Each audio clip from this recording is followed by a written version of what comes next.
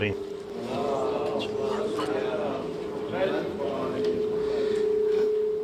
اللهم أخرجني من ظلمات الوهم وأكرمني بنور الفهم.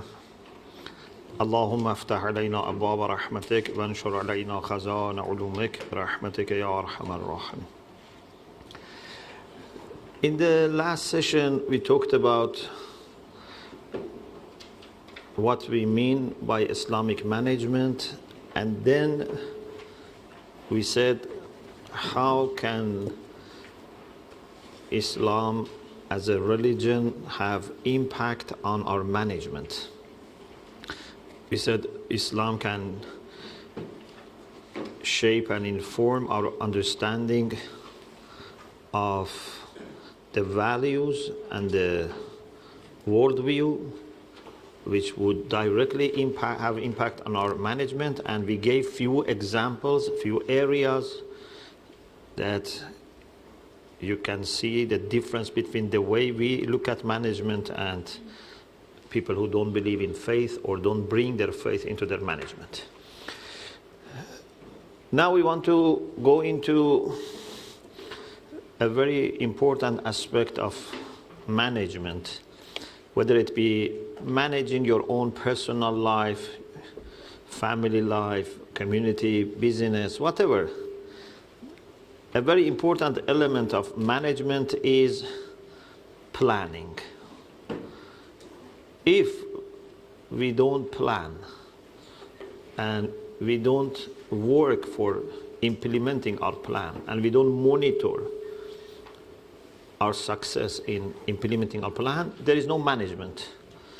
If we just do things as they happen, this is not management.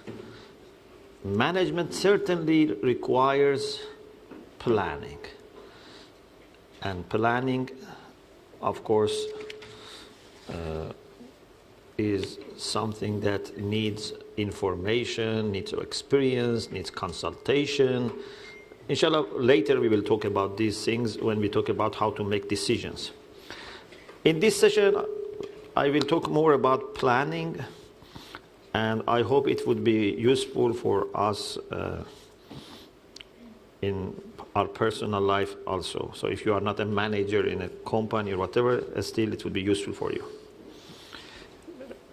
3 years ago, I had a lecture about how to plan our day and life, and that is also available. That's more detailed about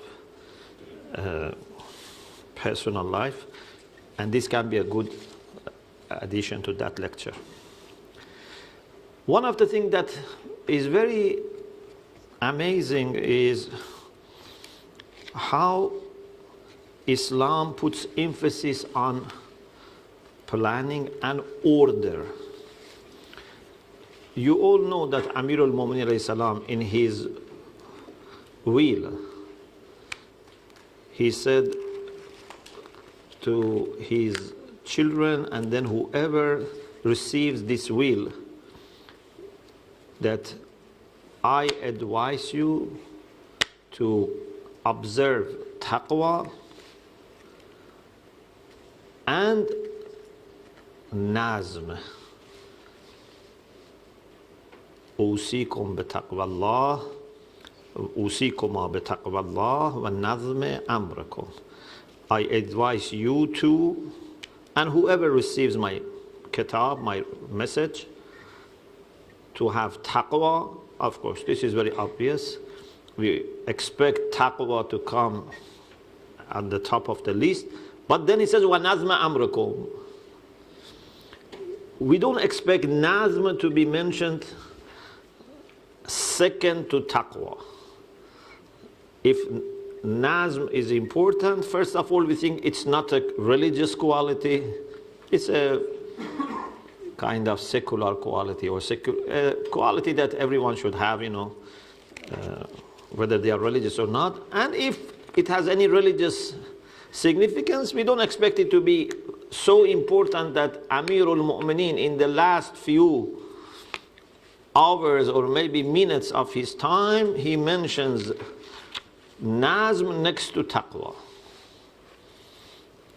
But the reality is that Amir al-Mu'mineen is very well aware that without nazm, many times even our taqwa is in danger. If you don't have nazm, many times you are not able to perform your wajibat. Whether it's your salat, your fasting, your hajj, your homes, or other wajibat that we have with respect to family, with respect to humanity, with respect to the jobs that we have undertaken and we have committed ourselves, with respect to the promises that we have made. If we don't have nazm, we are not able to fulfill our responsibility. So he says, Usikuma, and my children and whoever receives this will to have taqwa and nazm amr. But I've been thinking about the difference between nazm, which means being punctual, and planning, and thought maybe perhaps we can say planning is not exactly like nazm. Planning is something that helps with being punctual. And being punctual also helps with your plans becoming successful. So they are not exactly the same. For example, maybe there are people that are very punctual when to wake up, when to have their breakfast, when they go, for example, for walking, when, I don't know, they go to the office. They are very punctual, but it's routine. No plan for success, no plan for progress, nothing, is changing. Actually, many times those who have punctuality, they become very rigid and they are not flexible for progress, they are not flexible for change, they are not happy to learn anything. Sometimes it happens like this. So punctuality is different from planning. But planning is always to have a kind of a view, a kind of consideration for future. People who plan are never living in the past or present. They are aware of past and present, but they always think about future. It's very good that if you think about future, because past has already gone, and by the time you want to do something in the present also joins the past. You have to have a plan for future. Of course, taking into account the present and the past. So those who plan means they are somehow farsighted. They are optimistic. Because if you are not optimistic, also you don't plan. If you think things are predestined or things are out of our control, or there are people in the world that they control everything, no matter how much we make efforts, we cannot do anything. Everything is dark, everything is negative, everything is sad, everything is against us, then you are not going to plan. So planning requires to be thinking about future, to be positive, to think that you can bring change, to think that you have enough of means and resources to bring even little change. We will talk about this inshallah later.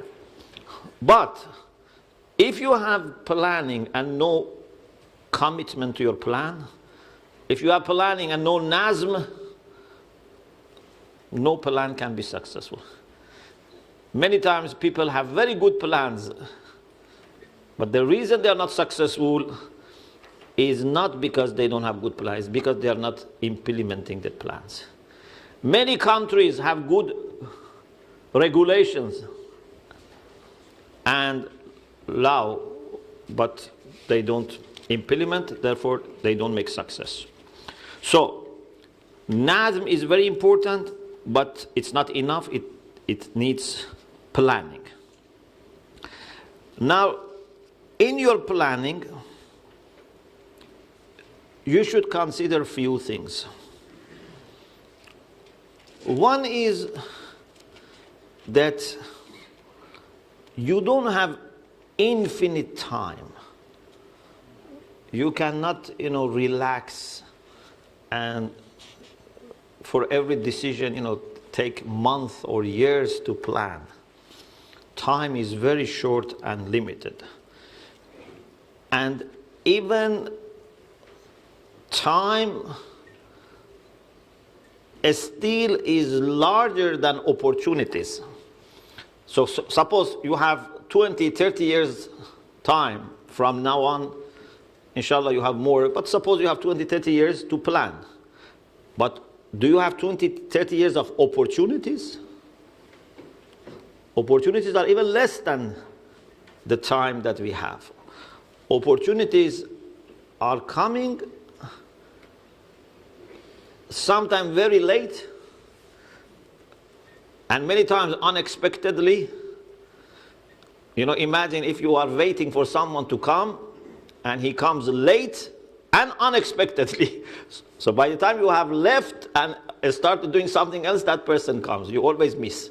So when it comes to opportunities, you have to be always alert, not to rush, because they come late, unexpectedly, and they leave soon.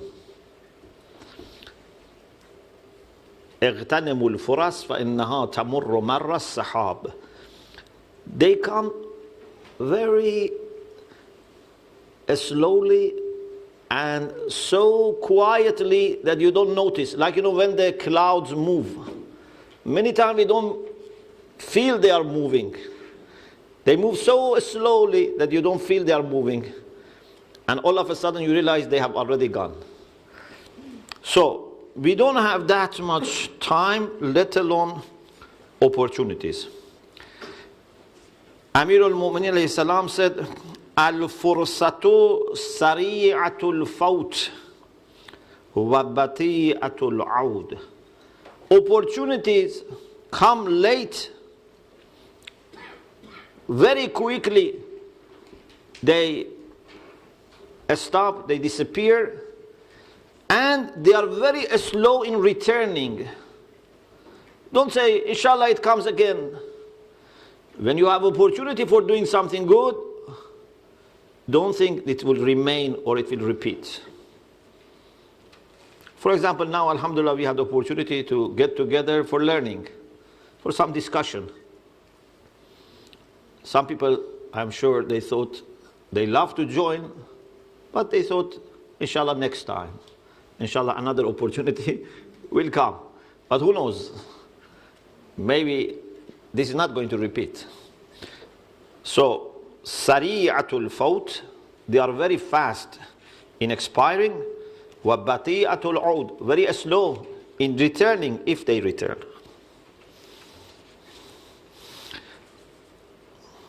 Fakhr al-Razi has a beautiful story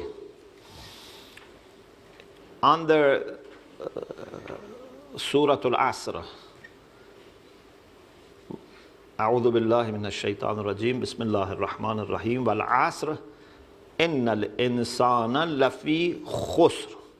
Truly man is in loss. What does loss mean? Sometimes we think loss means I'm not making profit.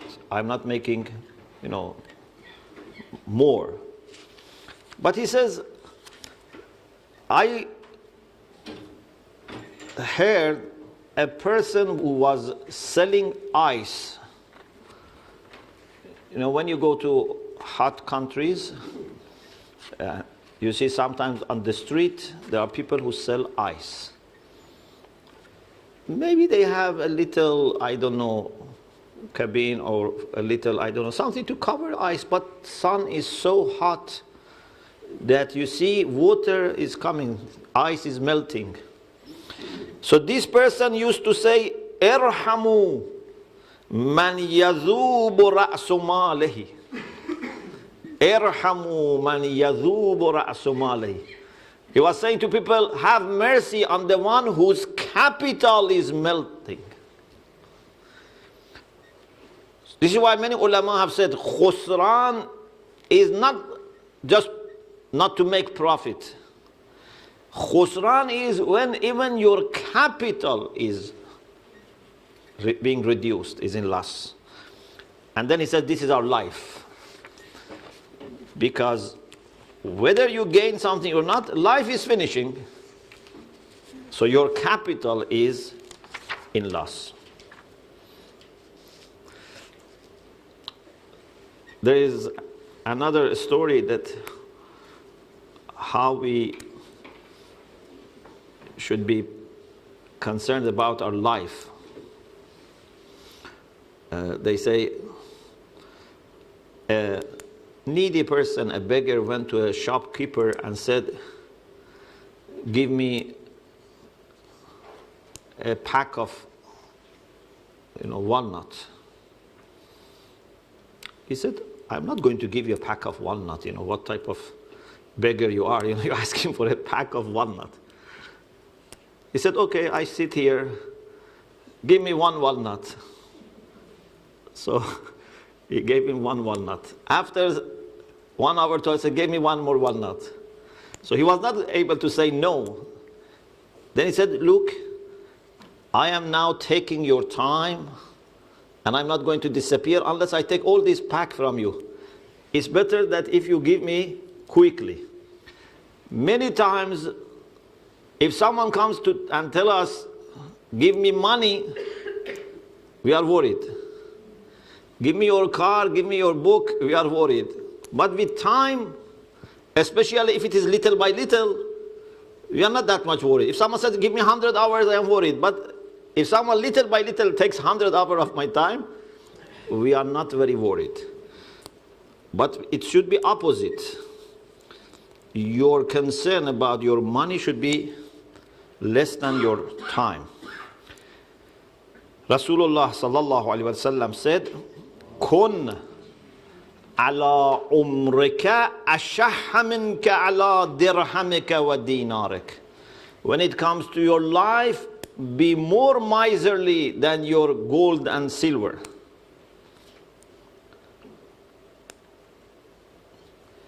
So, in your planning, you should be always mindful that time is very limited. Many people, I think more than 90% of people, even if they are old, they are surprised by death.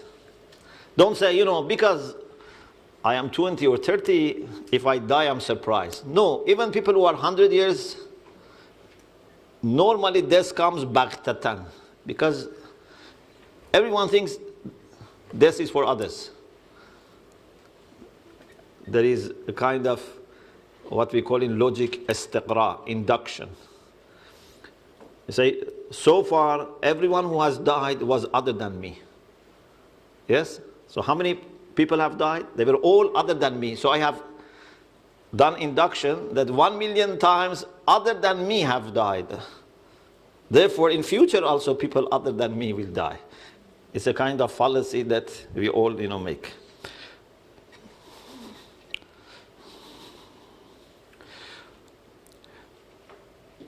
Another thing that we have to observe in planning is,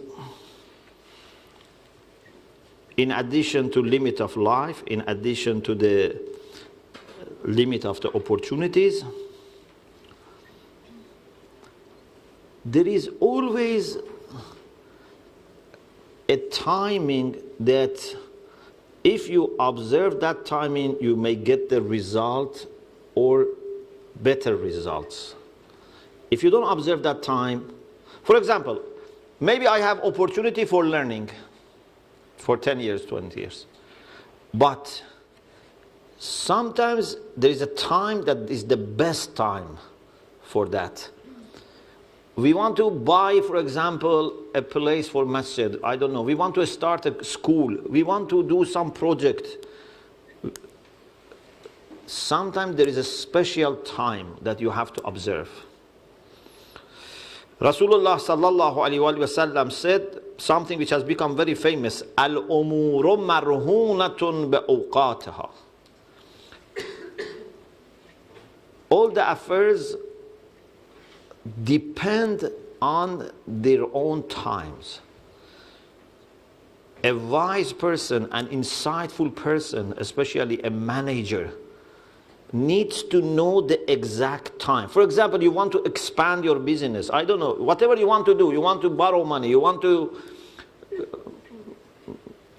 start employing people, you want to offer a course. The time is very important. If you do it before, earlier, you may not get the result. If you delay too much, you may not get the result. So this is why wisdom and time management and time selection are very much related. To manage time, to select proper time.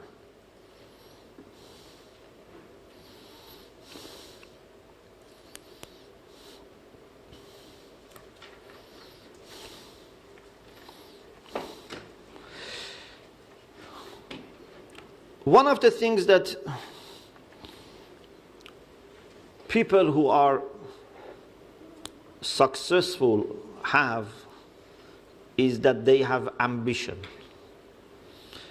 Alhamdulillah, a few months ago in Canada when we had retreat, I talked about ambition, and I had, I think, 2 sessions on ambition. It's available if you want. What is ambition and why we should have ambition? Simply, if you don't have ambition and you are just pleased with little things, you will never make good progress. A mu'min should be ambitious. A mu'min should have greatest hopes, greatest ideas, but not in dunya. Don't say, I am very ambitious, I want most of the properties in London to belong to me. If not, at least one, area of London. No, this is not ambition. If you have the whole dunya, still, this is not sign of ambition.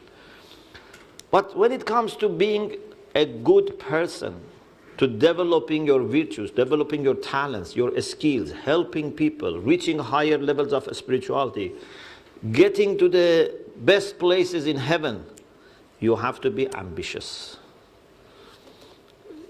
In Dua Kumail we say, Allahumma ja'alni min ahsana abidaka nasiban indak. I want to be humble, but at the same time, when it comes to nearness to Allah subhanahu wa ta'ala, I can be humble and ambitious. I don't deserve, but I can ask.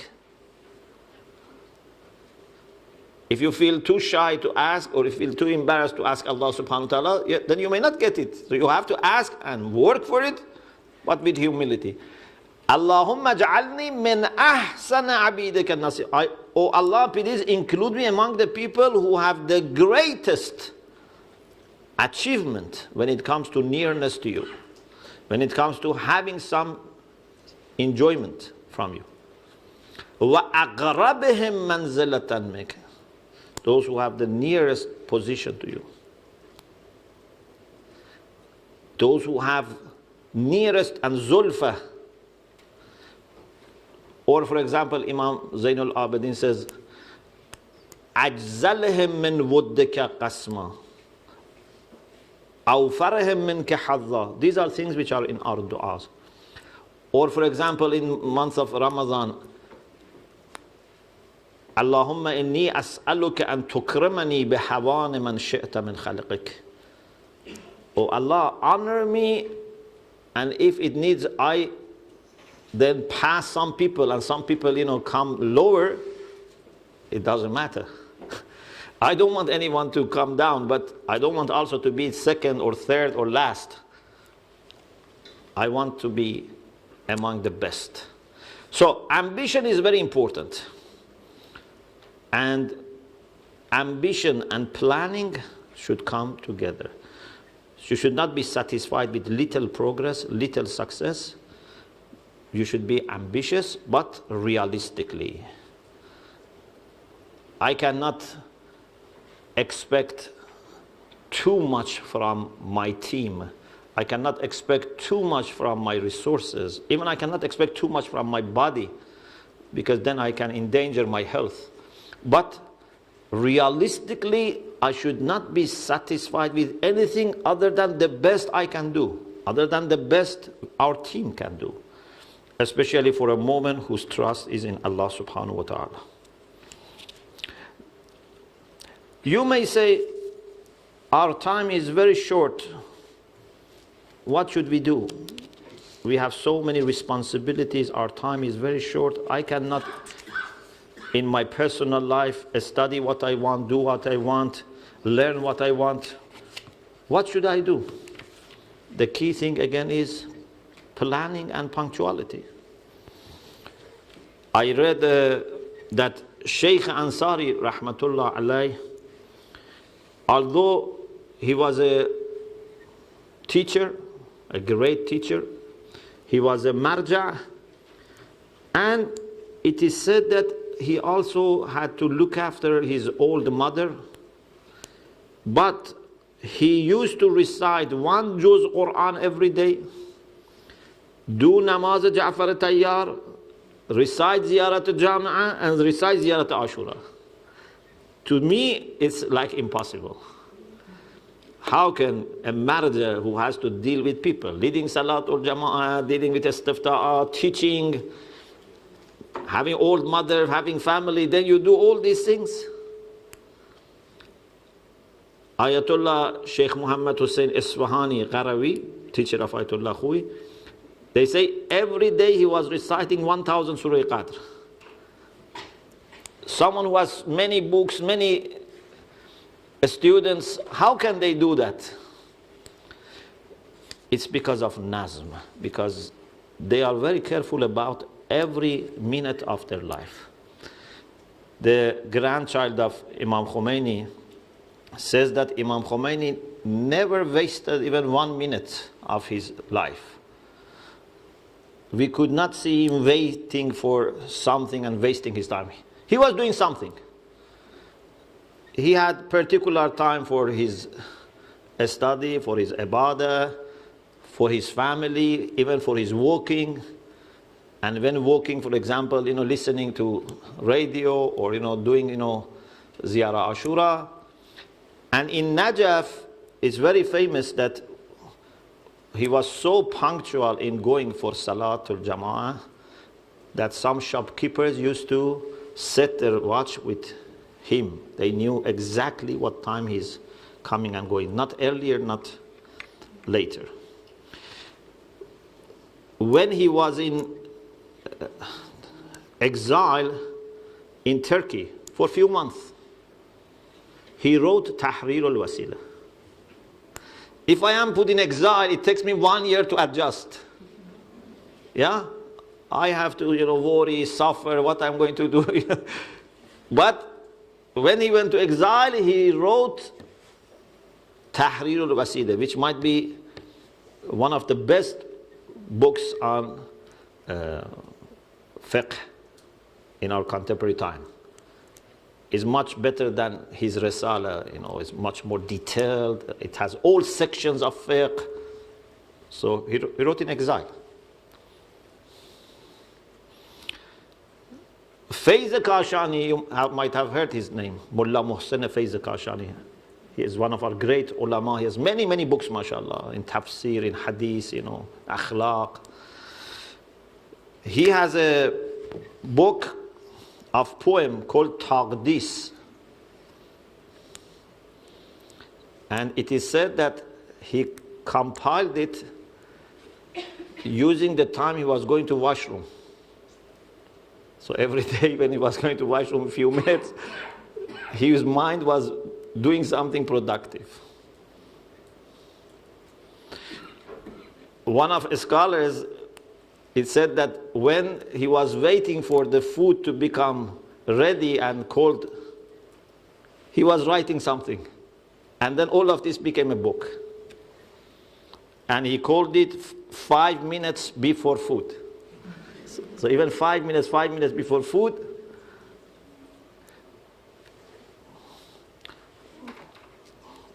One of our contemporary Maharajas said, when he was very young, he read 8 volumes of book on Imam Ali by, Abdul Fattah Abdul Maqsood, one of Egyptian writers. He has one book on Imam Ali, 8 volumes in Farsi translated. He said he read all of it on the bus in Tehran, going from one place to another. He read all 8 volumes on the bus. So, if we have punctuality and commitment with good plan, we can do many, many things. Sahibul Urwa, rahmatullah alayh, he says, Tawzi'ul waqti tawsi'uh. If you distribute and allocate your time properly, you are expanding your time. It seems for some people 24 hours is just 4 hours. For some people 24 hours is like 200 hours. When you look at what they have achieved in life, yeah? If you look at what, for example, Allama Majlisi has done his life, what Mullah Mohsen Faiz Kashani has done with his life, you wonder, did they live, secretly more than us or not?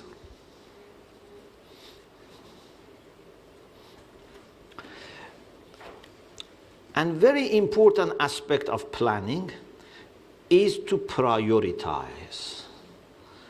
I think this is where you find who is wiser, who is more experienced.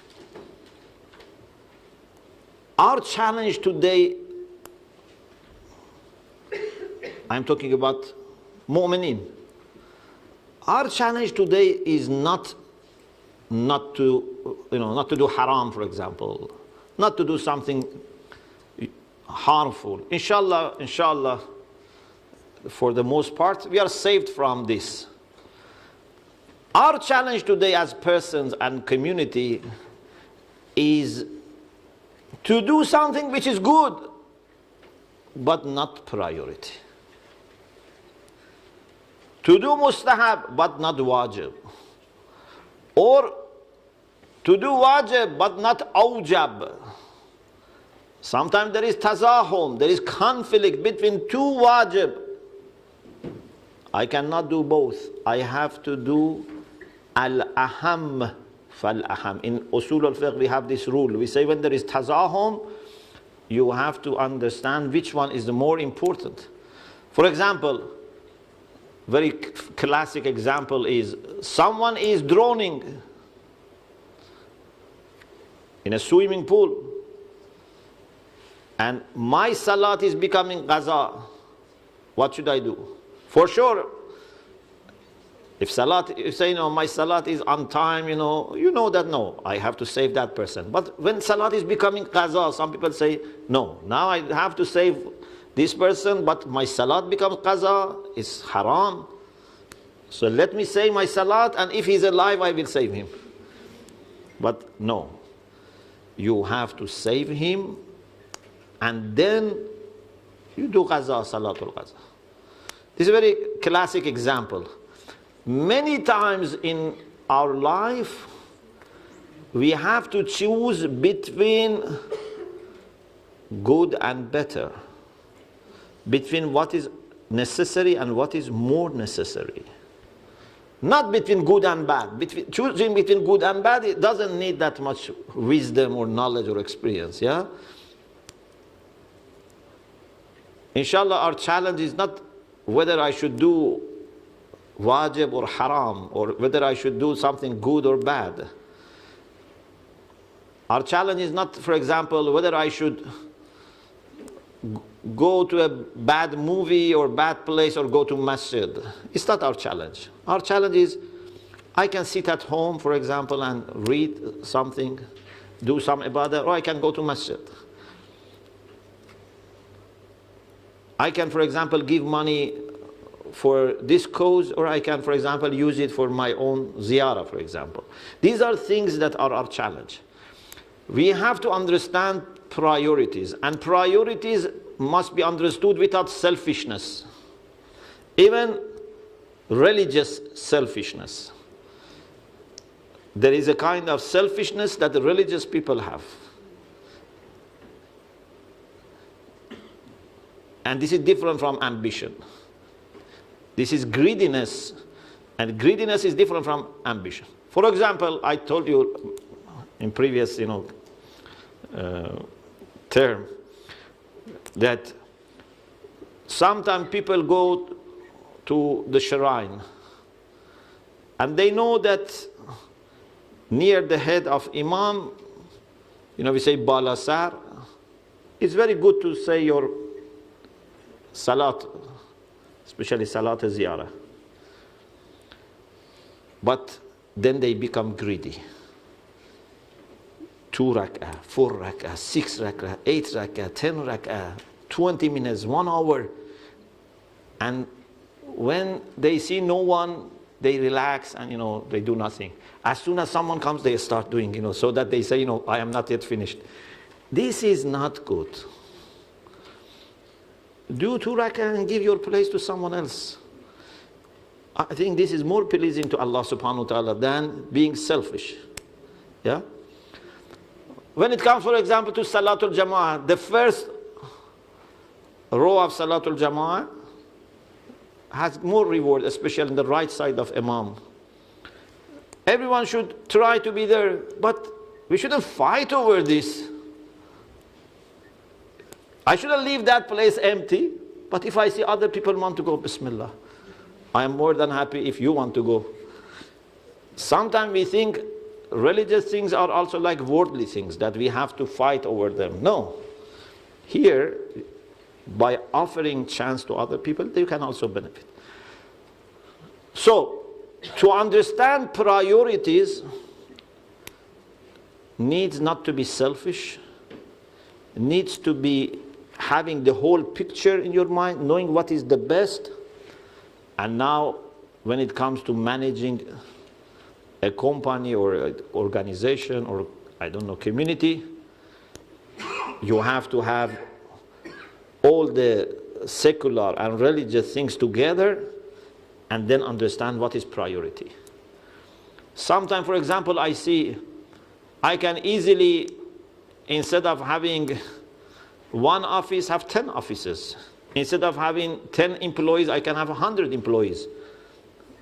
But is this priority or not? Might be not. You cannot just go by quantity. You cannot just be thinking that, I want to make more and more money. So priority is to be observed, and inshallah, another thing that we need to talk, but I think we'll leave it for, inshallah, next session, is how we can benefit from experiences of other people. You are not expected to know everything. You are not expected to have solution for everything. Aqil is not necessarily the most knowledgeable person. Wise is not necessarily the most knowledgeable person. But wise person is the one who knows how to collect information, how to consult people, and add to his own understanding. I can be the least experienced person, but with little wisdom, go to the people who are experienced and benefit from them. And I can be very experienced and then become arrogant and make funny mistakes because I didn't want to ask. I didn't want to say, I need advice. Inshallah, we will talk about this because a very important part of management in Islam is mashwara. Even Rasulullah was asked to do consultation. Inshallah, we will talk about it. We have many things to cover, and I hope many of these things are just reminders. I don't think we need to learn strange things, but to put them together and be committed to them, inshallah, will help us. We ask Allah subhanahu wa ta'ala to help us utilize our life in the most efficient and productive way.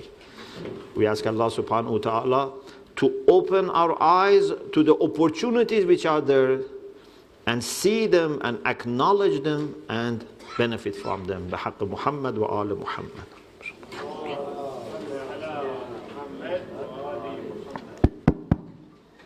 Assalamu alaikum, Shaykh. Assalamu alaikum. Hassan, thank you very much. You're welcome. We'll now break for Q&A. Are there any questions from the sister's side or the brother's side? If you could just raise your hand.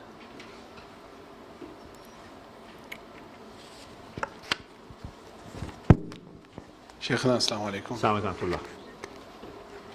Do you have any advice of how typically parents should prioritize for their own families? Yes. What are the things to prioritize? For families, priorities are first safety and security of family. This is important. Health is a priority. But a spiritual atmosphere of the family is a very important priority. If we have a very safe home, we have healthy children, but all the time in the family there are worries, uncertainties, doubts, protests, objections, nagging, then physical health is not enough, physical safety is not enough. Or if we have this kind of peace, but we don't help them to have a long-term vision of their life, we don't help them to grow spiritually, we don't help our children to prioritize properly, and we just encourage them to get the best results in secular education, go to the best school, best university, do your homework. But when it comes to religious side, we take just chance. This is not also good. So, in my understanding, actually, this is the most important part, and everything else should be at the service of making them, inshallah, good servants of Allah subhanahu wa ta'ala. Maybe for a little child, we don't talk about religion that much, but I think everything should prepare their mind for becoming a spiritual, religious human being who loves others, loves family, loves society, but above all, loves Allah subhanahu wa ta'ala. Unfortunately, many times when it comes to this side, we just say we do tawakkul. We trust Allah subhanahu wa ta'ala. Inshallah, they will pick up. But this is the place that you need to plan. This is where you need management. You need to ask people to help you. If you see there are people who have good children, it doesn't necessarily mean that they have been very good in management, but there is a chance. You can at least check with them. What did they do? What are their experiences? Or even people who have bad children, you can somehow realize what mistakes they had. So we need to learn from each other. And we should also help each other, because children of the community belong to all community and are all assets for Imam Zaman. Once I said in Montreal that we are very concerned about money of Imam Zaman. If I tell you this money belongs to Imam Zaman, you are very careful, especially if it's a lot. For example, like this 10,000 pounds is for Imam Zaman, is Sahm Imam Zaman. You are very careful even about 1 pence. But how much is the value of every child in our community for Imam Zaman? I don't think you can put any number. Say every child is value 1 million pound, 10 million pound. Every child in our community is a great asset, and we have to feel responsible, not because of the child only, not because of the family only, because of Imam Zaman. Because in the end, all of us, we belong to Imam Zaman. So you should look at other people's children also in this way. Alhamdulillah, you have this habit of volunteering, madrasa, all these things, which is very important, but you should preserve it and grow it. And know that whatever you do for any child in the community is a great service, and it's one of the priorities. Hassan, thank you very much. Do we have any more questions? Yes. Assalamu alaikum, Shaykhna. Assalamu alaikum. You mentioned about the example of, praying in the first row and that competition. Allah mentions in Surah Al-Mutaffifin, وَفِي ذَلِكَ فَلْيَتَنَافَسِ الْمُتَنَافِسُونَ. But I assume what you mean is like healthy competition, right? Yes. Not, like where there's malicious or anything. Yeah. So Selfish. selfishness. Yeah. Ahsan, but you try to still. Yes. Ahsan. For example, I try to come earlier to go there, or not leave it empty. But I never, stop people going there so that I go there. So there's a very fine border here. One person, had said religion is all like a race, like a competition, but I was not very happy with saying this so vaguely. It's not a race in the sense that I win if others lose. It's a beautiful race that we can all win, and if I help you, I actually win. If I want you to fail so that I shine, I am losing.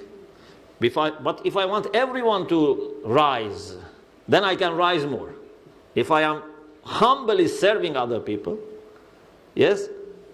So it's a nice competition. It's not like it's like, for example, when we are climbing as one team, not as two teams that one has to win one. As one team, when we are climbing, we help each other, we encourage each other. And I see someone is walking, so I say, I can also walk. So it's a competition, but in a positive way.